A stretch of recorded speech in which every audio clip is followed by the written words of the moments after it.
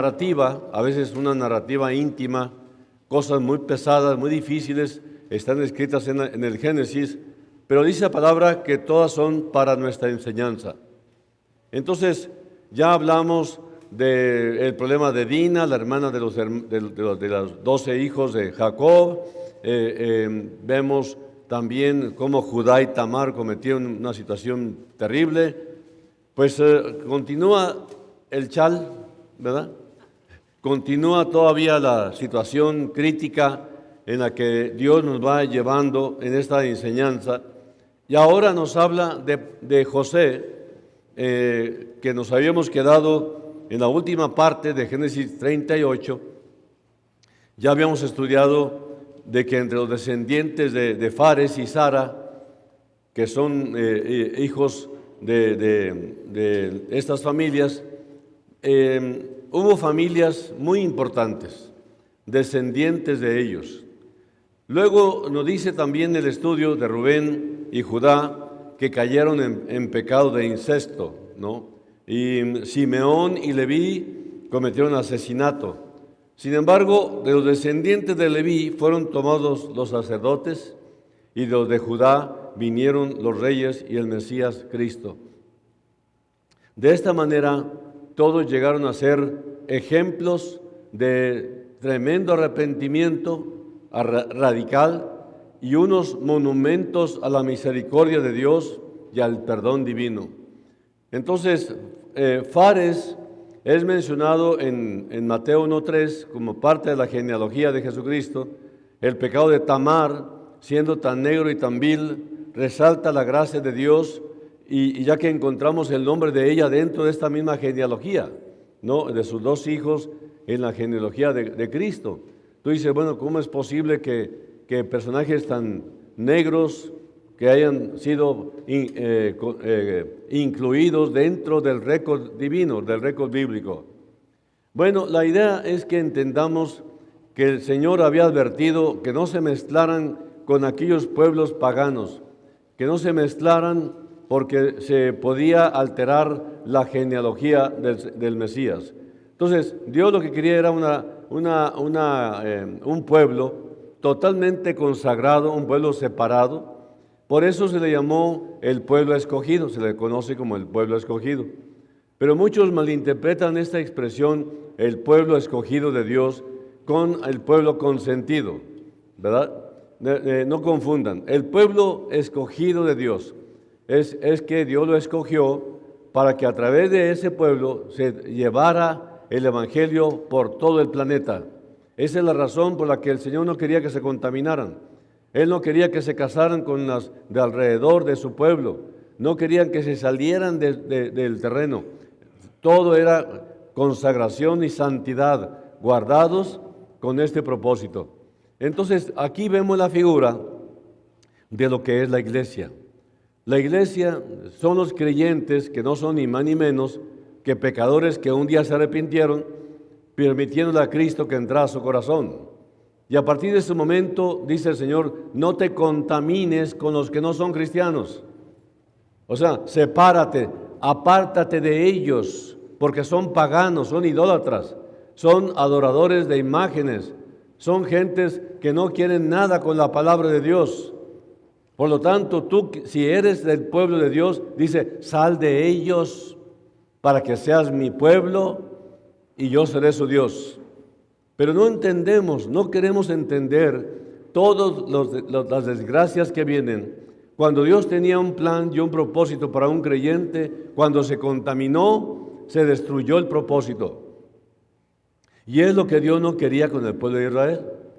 Dios no quería destruir su proyecto, su plan. Por eso no permitía que se contaminaran con los de alrededor, los enemigos de Dios y los enemigos del pueblo de Israel.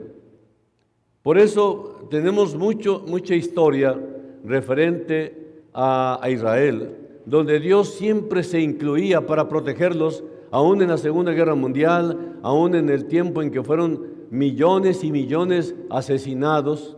Todavía guardó un remanente de ese pueblo, el cual siempre en la mira de todos los pueblos enemigos es aniquilarlos y borrarlos del mapa, sacarlos de la vida. Y así concluimos con el capítulo 38 del libro de Génesis y entramos en el capítulo 39, dando continuidad al capítulo 37, porque acuérdense que ya habíamos hablado de José y se queda truncado en el 37 para entrar en el 38 con el drama de Judá y Tamar. Y ahora reanudamos con el capítulo 39. Y a este capítulo le he titulado José en casa de Potifar. José en casa de Potifar. Va a estar muy interesante porque notaremos aquí que José es una persona muy diferente a Judá.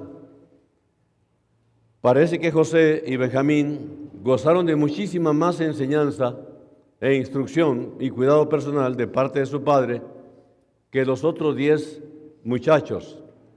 Parece que Jacob tenía interés en estos 2 hijos solamente. Eso, por supuesto, produjo el odio y el rencor de los otros hermanos, por lo cual vendieron a José a la esclavitud de Egipto, de modo que el rencor y el resentimiento de los hermanos por ver que el padre, Jacob, miraba a José como su favorito, y ese rencor los hizo volver a tener ese pensamiento asesino, ese pensamiento criminal, lo cual los mismos hermanos lo impidieron, porque algunos querían matar a José, querían aniquilar a José, ¿no? De modo que José y Benjamín también llegaron a ser una gran angustia para Jacob. Cuando fueron llevados a Egipto, esta es una perspectiva algo triste para un joven de 17 años. Era esclavo en una tierra extraña. Ciertamente no había nada en el aspecto visible que le trajera cualquier ánimo al corazón.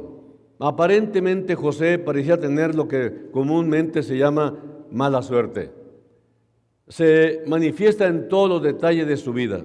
La mano de Dios, sin embargo, estaba sobre él, y la dirección del Señor es evidente, porque todo lo que hacía, él lo bendecía, ¿no? Pero José fue el único patriarca al cual Dios no se le apareció directamente, según lo vemos en el texto de la Escritura. Dios apareció a Abraham, apareció a Isaac y a Jacob visiblemente, pero no así a José. Sin embargo, la dirección de Dios en su vida se ve con más claridad que en cualquier otra vida. Es el ejemplo del Antiguo Testamento, de lo que el apóstol Pablo dice en Romanos 8:28, y sabemos que a los que aman a Dios, todas las cosas les ayudan a bien, esto es, a los que conforme a su propósito son llamados. José lo expresó a sus hermanos en la siguiente manera. Dice al final de toda su experiencia, dice: vosotros pensabais mal contra mí, mas Dios lo encaminó a bien para hacer lo que vemos hoy, para mantener en vida a mucho pueblo. Todo lo que él pasó, todas las situaciones que él tuvo que sufrir, en su momento no las estuvo entendiendo, pero él sabía que por alguna razón Dios lo estaba permitiendo. No todo parecía andar mal en su vida desde el principio, y todo el mundo parecía oponerse a él. Mirándolo desde un aspecto exterior, todo parece oscuro, todo parece terrible. Sin embargo, cada paso muestra a Dios realizando un propósito bueno y superior en la vida de José. Y esto encierra una lección práctica para nosotros. Cuando todo parece mal en nuestro camino, siempre, de alguna manera, la gracia de Dios nos vuelve a alcanzar. Hay un himno que dice: si nuestros recursos se habrán agotado, si fuerzas nos faltan para terminar, el tiempo ha llegado en que Dios obrará. Dice en Hebreos 12:6, porque el Señor al que ama disciplina. Si somos hijos de Dios, en la voluntad de Dios, podemos estar confiados que nada pasará a un hijo de Él sin su permiso. Por eso dice la palabra, a los que aman a Dios, que son los creyentes, a los que aman a Dios, todas las cosas les ayudan a bien, aunque al presente pareciera que nada sale bien, ¿no? Y que parece como que se encendió la ira de todo mundo sin hacerles daño, están enojados contra nosotros simplemente porque un día decidimos entregarle nuestra vida a Cristo Jesús. Por eso somos enemigos ahora. Así que, repito, a los que aman a Dios, todas las cosas les ayudan a bien, inclusive las desgracias, las angustias y los sufrimientos. Sirven, todo sirve para nuestro bien y para la gloria de Él. Alguien podría decir, bueno, tú no estás enfermo como yo, en la gravedad en que estoy enfermo, para ti es bien fácil decir eso, ¿no? Bueno, realmente la persona que dice eso nunca entendió el propósito de Dios por lo cual lo tiene así, pero es para bien, es para su bendición, inclusive si muriera, es para bien. Entonces, hay una cerca alrededor de todo hijo de Dios y nada atravesará esa cerca sin el permiso de Dios. Ustedes recordarán que cuando Satanás quiso probar a Job, le dijo a Dios, ¿no te has acercado alrededor a él y a su casa y a todo lo que tiene? Al trabajo de sus manos has dado bendición, por tanto, sus bienes han aumentado sobre la tierra. Job 1:10. Satanás entonces pidió a Dios que quitara la cerca, que protegía, que guardaba a Job, y consigue el permiso de Dios, y entonces todas las cosas, a pesar de que ya tiene el permiso de Dios el diablo, para tratar a Job, todas las cosas le están ayudando a bien. Porque el Job que nosotros recordamos siempre, no es el Job de antes de la pena y del sufrimiento. Siempre recordamos al Job que venció, al Job que triunfó después de su crisis. Entonces, el doctor Rubén A. Torrey solía decir que Romanos 8:28 es la almohada suave para un corazón cansado. Hay otro aspecto de la vida de José que debe servir de ánimo para cada hijo de Dios. El día de hoy, ningún creyente en Dios jamás ha tenido una revelación directa de Dios. Algunos profetas falsos que se jactan ser iluminados hoy alegan lo contrario. Dios no ha aparecido a ninguna persona hoy en día, ni lo hará, puesto que tenemos la revelación completa en su palabra, en la Biblia. Es pues un ánimo para nosotros el que Dios no apareciera directamente a José. Todavía nos es posible saber que aunque no lo vemos, Él está guiándonos y nos está dirigiendo, así como José tampoco lo veía él, pero fue bendecido en su dirección. El tema de este capítulo 39 de Génesis es que José es vendido a Potifar, oficial de Faraón. La esposa de Potifar ahora trata de seducirlo. Al resistir José, ella inventa algo contra él, haciendo que fuera echado en la cárcel. Y cómo no, siendo capitán de la guardia de Faraón, Potifar fácilmente lo iba a hacer. En el primer versículo, 39:1, dice la palabra, llevado pues José a Egipto, Potifar, oficial de Faraón, capitán de la guardia, varón egipcio, lo compró de los ismaelitas que lo habían llevado allá.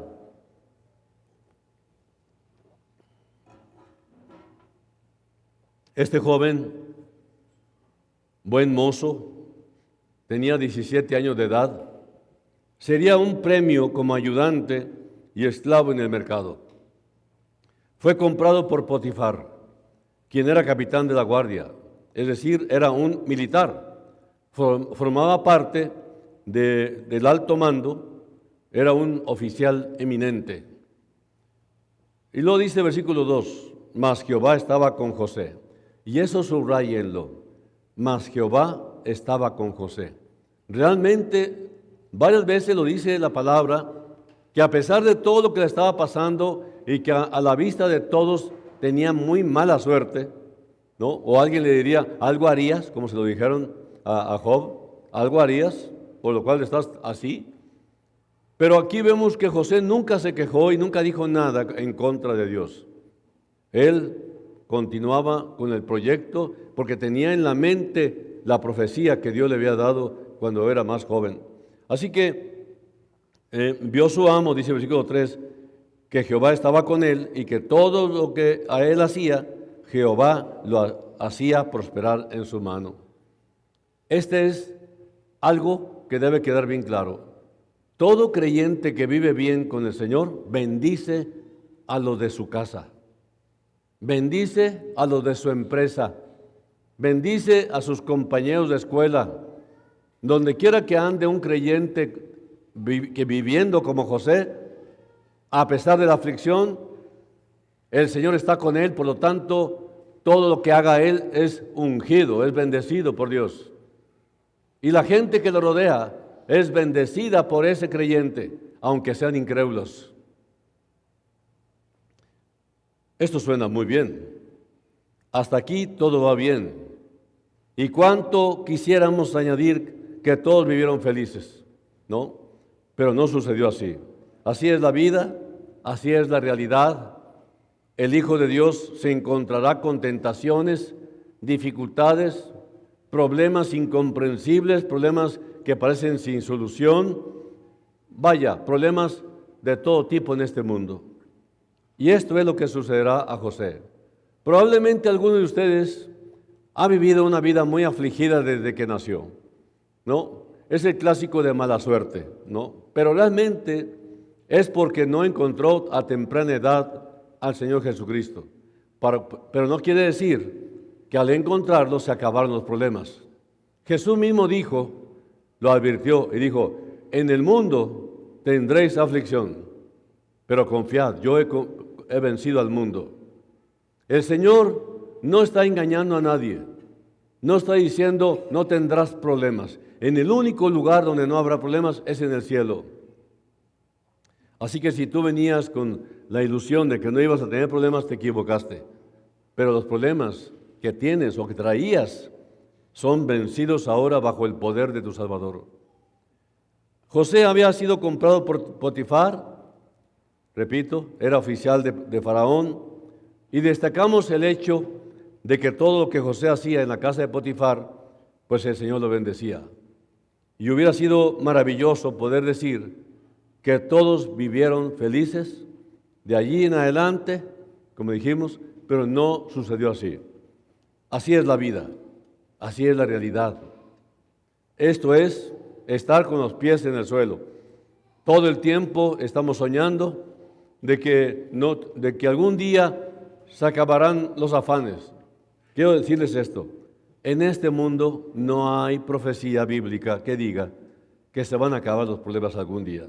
Gobierne quien gobierne. ¿Se acaban los problemas? Nunca se van a acabar los problemas, porque el mundo paga mal. El mundo es el mundo. Por eso dice el Señor que el que ama el mundo es enemigo de Dios. Así halló José, dice el versículo 4, gracia en sus ojos y le servía. Y él le hizo mayordomo de su casa y entregó en su poder todo lo que tenía. Por su manera de servir, José fue elevado a una posición donde manejaba todos los bienes materiales de Potifar. Potifar confiaba en José en todo aspecto. Ahora, sigamos viendo esta bonanza en la vida de José. Dice el versículo 5, y aconteció que desde cuando le dio el encargo de su casa y de todo lo que tenía, Jehová bendijo la casa del egipcio a causa de José, y la bendición de Jehová estaba sobre todo lo que tenía, así en casa como en el campo. Y el versículo 6 dice, y dejó todo lo que tenía en mano de José, y con él no se preocupaba de cosa alguna, sino del pan que comía, y era José de hermoso semblante y bella presencia. Potifar confiaba tanto en José que nunca ni siquiera le exigió que le rindiera cuentas. Confiaba de una manera total en este joven. El creyente debe ser confiable. El mejor empleado de la compañía es el creyente. el mejor estudiante es el creyente, el mejor amigo, el mejor ciudadano, el mejor político es el creyente. Él tiene una alta moral y es una moral sobrenatural que es dada por el Espíritu Santo. Es una moral incorruptible. Esté en la posición en que esté, aunque sea multimillonario, no se va a corromper porque tiene la moral de Cristo. Ahora, lo único por lo cual se preocupaba Potifar era, como oficial de Faraón, que debía agradar a Faraón y servirle bien. Dejó entonces que José manejara todos sus asuntos personales. Lo único que Potifar sabía era que al sentarse a la mesa, la comida le sería servida. Ese era todo lo que le interesaba a Potifar, porque confiaba de una manera total en este joven José. Pero ahora, a partir del versículo 7, las cosas comienzan a cambiar en la vida de José. Dice el versículo 7, aconteció después de esto que la mujer de su amo puso sus ojos en José y dijo, duerme conmigo. Potifar le había dado a José plenos poderes en la casa y estaba encargado de todo, pero mientras José estaba ocupado, la esposa de Potifar se ocupaba también de tramar algo. José era un joven, buen mozo, y puede ser que Potifar era un hombre viejo, porque era la costumbre general en aquellos días que un hombre mayor se casara con una joven. Y esta mujer pues ve a José y trata de tentarle. Ahora leamos en versículos 8 y 9. Y él no quiso.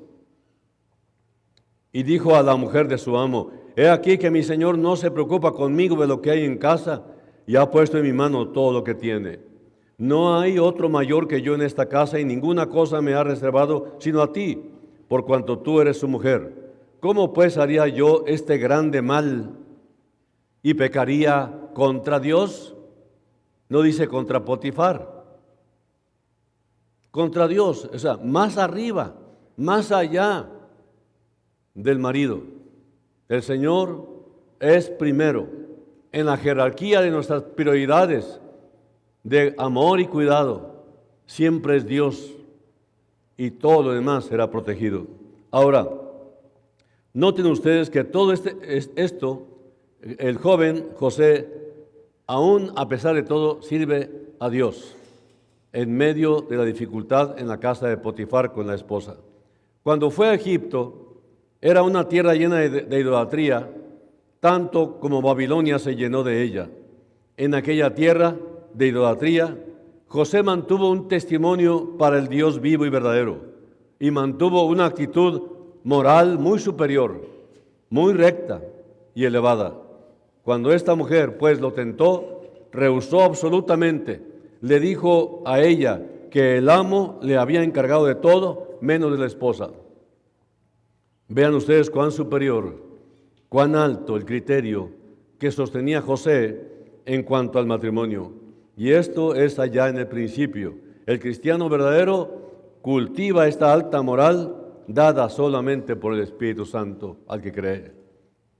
Dios dio el matrimonio al género humano y se lo da a todo el género humano. Cuando un hombre empieza a despreciar los votos del matrimonio, en realidad empieza a despreciar a Dios. Un hombre que hace eso, o una mujer, generalmente quebranta cualquier promesa que haya hecho a Dios. Es de interés notar cuando una persona se divorcia, porque bien sea él o ella, han sido infieles. Generalmente se alejan tanto como pueden de Dios. Y esto ha sucedido vez tras vez. Aquí José trata de ser fiel a Dios. ¿Qué perspectiva tan alta tiene? Sin embargo, miren lo que va a pasar por el hecho de que trataba de servir al Dios vivo y verdadero. Leamos el versículo 10. Hablando ella a José cada día y no escuchándola a él para acostarse al lado de ella, para estar con ella, este hombre, Potifar, como oficial de Faraón, estaba muchísimo tiempo fuera del hogar. Es posible que estuviera fuera demasiadas veces. Y esta mujer no tentaba a José una sola vez, sino día tras día, vez tras vez. Y es que la tentación sexual, el acto de inmoralidad, ya sea adulterio, ya sea fornicación o prostitución, no se dio de la noche a la mañana, sino se va construyendo un poquito aquí, un poquito allá, te vas atreviendo más, hasta que llega el momento en que te jala el pecado y te mata. Puedes imaginarte cómo empieza a fluir dentro de ella un enojo hirviente. Una mujer despreciada es muy peligrosa. Ella estaba muy enojada en su orgullo de mujer, desmedido el coraje en cuanto a José, que no logró su propósito con todo el poder que ella tenía. Ella tenía el poder de hacer con sus esclavos lo que quisiera, pero no pudo con José. Hay un dicho que dice: el infierno no conoce ninguna furia como la de una mujer despreciada. ¿Será verdad eso? Y esta mujer va a vengarse de José. Está tramando algo, está preparando algo, está muy ofendida, está muy lastimada en su orgullo. Veamos lo que sucede en los versículos 11 y 12. Aconteció que entró él un día en casa para hacer su oficio. El oficio, labor, trabajo. Y no había nadie de los de casa allí. Y ella lo asió por su ropa, diciendo: duerme conmigo. Entonces él dejó su ropa en las manos de ella y huyó y salió. Él, por su parte, actuó rectamente. Un hecho loable, aunque lamentablemente muy poco observado en nuestros días, pero esto, por supuesto, enciende la ira de ella. Y veamos lo que ocurre en los versículos 13 al 16. Cuando vio ella que le había dejado su ropa en sus manos y había huido fuera, llamó a los de casa y les habló diciendo: mirad, nos ha traído un hebreo para que hiciese burla de nosotros. Vino él a mí para dormir conmigo y yo di grandes voces. Y viendo que yo alzaba la voz y gritaba, dejó junto a mí su ropa y huyó y salió. Y ella puso junto a sí la ropa de José hasta que vino su señor a su casa. Bueno, pues las cosas no andan tan bien entre Potifar y su esposa. Fíjense cómo ella habla de él de una manera tan mala y degradante. Ella dice que él trajo un hebreo para burlarse de ellos. En otras palabras, la esposa, sin duda, había sido culpable de esto antes. En realidad, hay que compadecer a Potifar. Quizá ya sospechaba algo así por mucho tiempo, pero ella es experta en cubrir sus huellas y es diestra en contar su embuste. Aquí pues está el joven de 17 años, allí a solas, en Egipto, ninguna compañía de sus familiares, solo completamente. Ella ha inventado algo contra él de una manera muy cobarde. A veces yo me imagino a las mujeres que vienen de la montaña, del campo o de otras regiones pobres a buscar trabajo y se quedan solas, completamente solas, para tener dinero y llevarlo a sus hijos que se quedan en el rancho o en alguna región lejana. Les sucede algo y no hay quien las tome en cuenta, a menos que los señores de la casa tengan misericordia de ellas. Realmente es una situación que muchos han experimentado, la soledad. Y aquí vemos a José totalmente solo, en manos de poderosos, de gente muy poderosa, incluyendo la mujer. Entonces le habló ella, dice el versículo 17, las mismas palabras diciendo: el siervo hebreo que nos trajiste vino a mí para deshonrarme. Y cuando yo alcé mi voz y grité, él dejó su ropa junto a mí y huyó fuera. Y sucedió que cuando oyó el amo de José las palabras que su mujer le hablaba, diciendo: así me ha tratado tu siervo, se encendió su furor. Potifar cree sus palabras, no discierne. Potifar está enojado. Todavía no llegamos a comprender bien a este hombre Potifar. Era un oficial de Faraón en el ejército de Faraón y debió haber sido un soldado muy inteligente para haber escalado tan alto, pero seguramente es un esposo descuidado y hasta ingenuo, porque cree el cuento forjado de su esposa. Como dijimos antes, hay que compadecer a Potifar, casado con esta clase de mujer.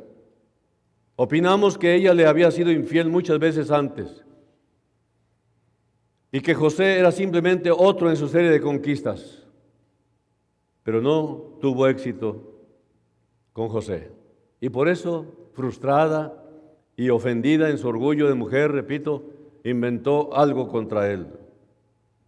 Ahora veamos la reacción de Potifar, 20 y 21. Y tomó su amo a José y lo puso en la cárcel, donde estaban los presos del rey. Y estuvo allí en la cárcel, pero Jehová estaba con José y le extendió su misericordia y le dio gracia en los ojos del jefe de la cárcel. Parece que el muchacho, insisto, tiene mala suerte. Aparentemente todo le sale mal, pero él sabía que alguien estaba detrás de él, su Dios, su Señor. Así que era el favorito de su padre, llevaba la túnica de diversos colores como el consentido de su papá. Sus hermanos le quitaron la túnica y la echaron en la cisterna, un pozo. Les oye regatear con unos mercaderes ismaelitas. Luego lo venden como esclavo a Egipto. Tenía solamente 17 años y opinamos que al estar en camino a Egipto y después de llegar allí, pasó muchas noches empapando la almohada con sus lágrimas. Creemos que por su edad sentía nostalgia por su casa. Ahora le va bien en su nueva posición. Acaba de ser elevado a una posición más alta porque es capacitado y es buen mozo. Pero luego la esposa de Potifar trata de tentarlo a cometer pecado. Su indiscutible rectitud moral es algo que merece nuestra atención aquí específicamente. Notemos que no cede a la tentación y como resultado esta mujer inventa algo contra él y el pobre muchacho no tiene posibilidad alguna. Así que tenemos que recordar ahora que aunque José había sido elevado a un puesto más alto dentro de la cárcel, todavía es esclavo. Por otra parte, está la esposa de Potifar, quien sería como la esposa del César, a la cual ni se atrevería a decir algo en contra de ella. Evidentemente, la palabra de ella sería aceptada de cualquier manera, y eso es fácil de comprender. Pobre José, ni siquiera pudo abrir la boca. Es culpable antes que le fuera posible defenderse de alguna manera. Inmediatamente es echado a la cárcel. Es la misma cárcel en la cual echan a los prisioneros de Faraón. Pero a pesar de esa cosa tan terrible por la que ha pasado José, vemos de nuevo la mano de Dios sobre su vida como lo dijimos antes. Debe haber sido muy desalentador para José encontrarse en la cárcel. Por lo menos la persona ordinaria estaría bastante desanimada. Pero lo interesante es que se nos dice que el Señor estaba con José. Y varias veces lo dice. Y ahora el Señor no se apareció a José como apareció a los otros. Pero ciertamente mostró su misericordia para con él. Y esto es destacable aquí en la vida de José. Me llama la atención toda la resistencia que opuso. Tuvo que sufrir todo esto para poder ser coronado con el cumplimiento de aquella profecía cuando fue joven, que Dios mismo le reveló que había de ser un príncipe que había de gobernar sobre todos en un imperio. Y el jefe de la cárcel entregó en manos de José el cuidado de todos los presos, dice el versículo 22, que había en aquella prisión. Fíjense, todavía había gracia siendo preso, esclavo, y ahí lo nombran jefe. Todo lo que se hacía allí, él lo hacía. No necesitaba atender al jefe de la cárcel, cosa alguna, de las que estaban al cuidado de José, porque Jehová, otra vez, Jehová estaba con José, y lo que él hacía, Jehová lo prosperaba. Vemos aquí que José halló gracia en los ojos del jefe de la cárcel. Ahora creemos que José naturalmente era un joven atractivo y un hombre de una habilidad extraordinaria. Debió haber sido un hombre de una habilidad notable, pero lo importante es que todo esto habría sido nada si no hubiera sido porque Dios estaba con él. Dios estaba con este joven y Dios le estaba guiando. Y todo esto nos ayuda a entender que hay un propósito en la vida de este joven. Nadie rechaza a una persona atractiva. Nadie rechaza a una persona bien vestida. La gente rechaza al que no le importa ni siquiera su propia personalidad, ni su propio físico. Cada vez más vemos jóvenes tatuados, no sé dónde hayan la belleza, cubrir su cuerpo con tatuajes extraños, algunos grotescos, otros parecen demonios, otros se han injertado cuernos en las frentes, otros se han metido cosas y huesos raros en la nariz, aros, ¿cómo le llaman al que se pone en la lengua? Piercing, ¿no? Un montón de cosas que tú dices, ¿dónde está la belleza? Creo que ya no les importa ni la belleza, porque como ahora todo es relativo, ¿no? Ni hombre ni mujer, sino otra cosa. Así que ni bueno ni malo, sino otra cosa. Ni normal ni anormal, sino otra cosa. O sea, realmente los valores están totalmente torcidos. En mis tiempos de mi juventud cristiana, yo siempre pensé que los cristianos nunca se divorciaban. Todos los matrimonios que yo conocí, yo no supe que alguno se divorciara. Bueno, hubo uno que se divorció. Sí hubo ahí uno. Pero es uno entre muchos. Pero hoy en día es tan fácil que hasta un cristiano se pueda divorciar. ¿Dónde está la luz? ¿Dónde está el testimonio de que Dios está con él? Esta es una situación bastante crítica y parece que todo el universo gira alrededor del sexo. Bien dijo mi maestro, la ONU no sirve para nada. La ONU no es la voluntad de Dios, no es la voluntad directiva de Dios que exista. Porque la ONU se supone que se estableció para poder detener las guerras. Pero ahora resulta que es el censor moral o inmoral, como le quieran llamar, de todo el mundo. Ellos autorizan todo lo que estamos luchando ahorita. Y tú dices, ¿de dónde salió? ¿Y por qué esta tremenda campaña? ¿Por qué están tan afanados de meterlo por todos lados y por todos los rincones? Y en la educación de los niños también. Estaba leyendo que el niño recién nacido no debe llamarse ni niño ni niña, sino, ahí le ponen un signo de interrogación. Para que el niño decida. ¿No estás viendo que es un varón? ¿No estás viendo que es una bebé, una niña? ¡Qué descomposición! Pero lo más terrible es que la iglesia se esté descomponiendo. Estamos viendo tanto cristiano tan festivo, tan campante.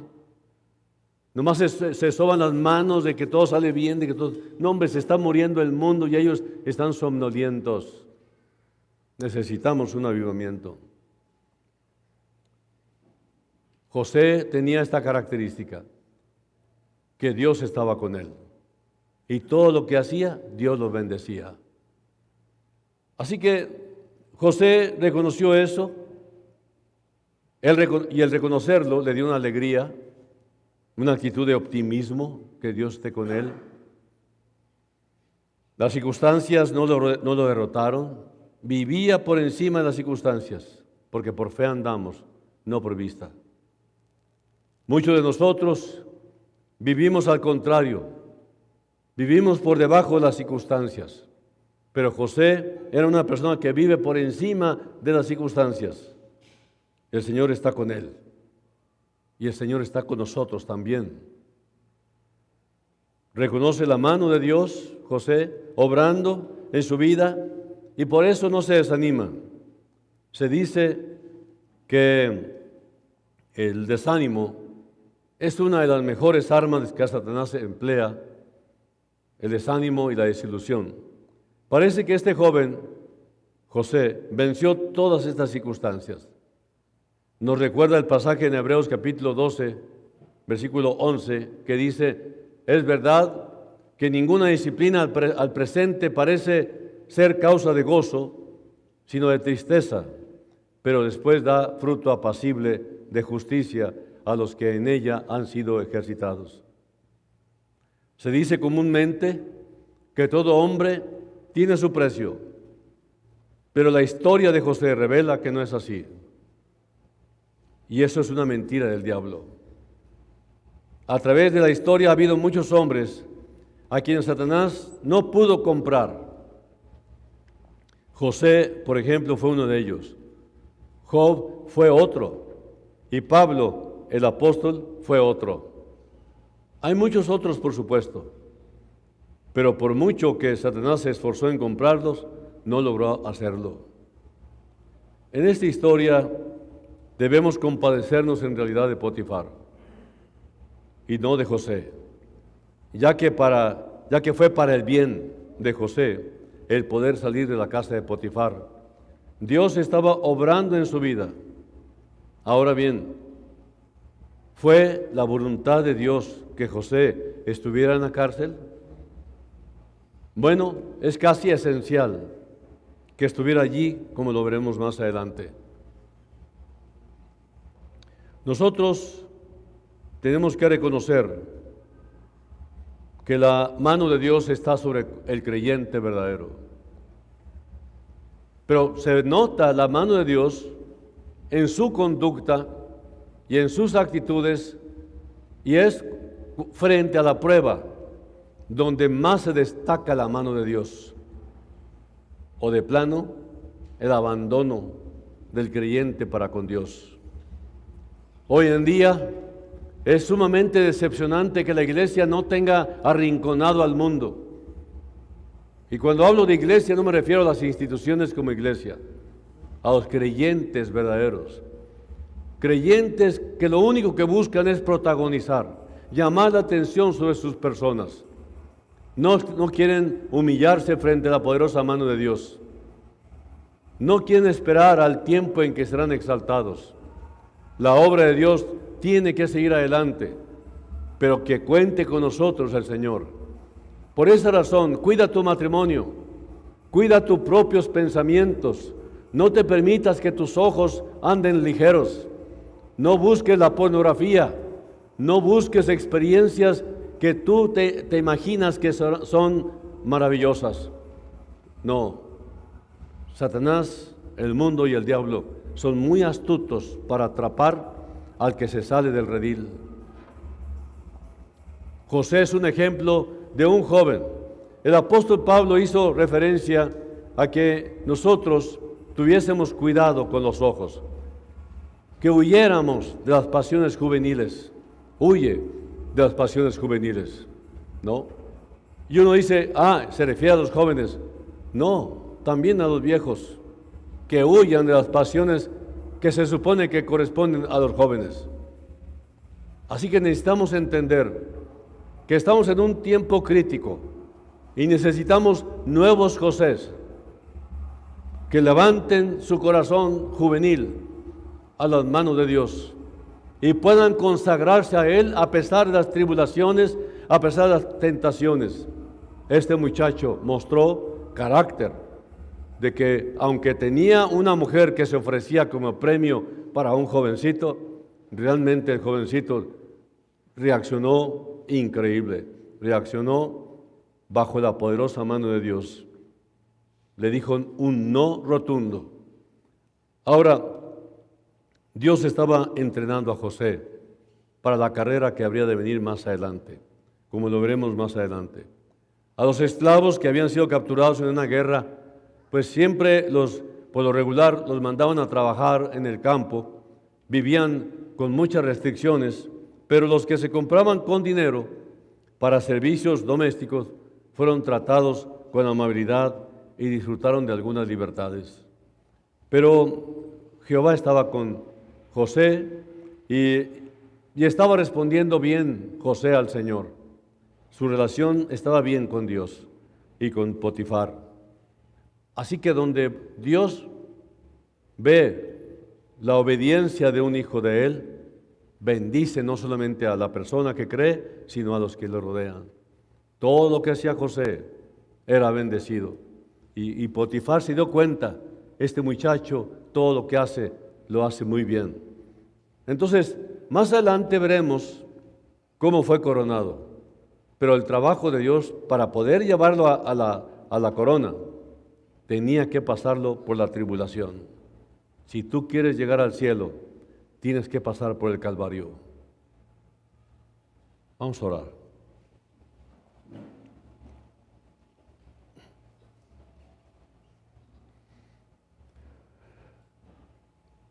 Esta lección,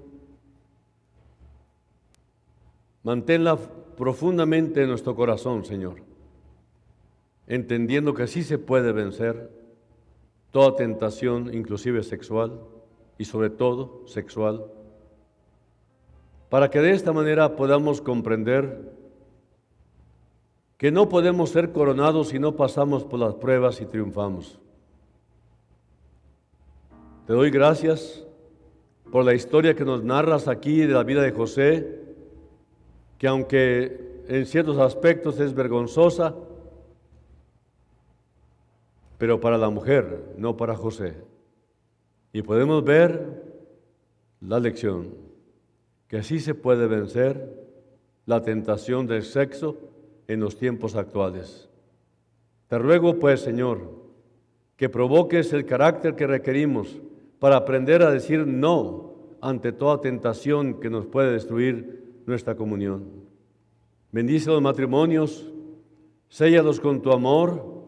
Aquellos que tienen problemas matrimoniales, provócales el temor de Dios y que piensen que en otro tiempo estaban enamorados y que iniciaron su matrimonio enamorados, pero vinieron las pruebas y se fueron con las pruebas.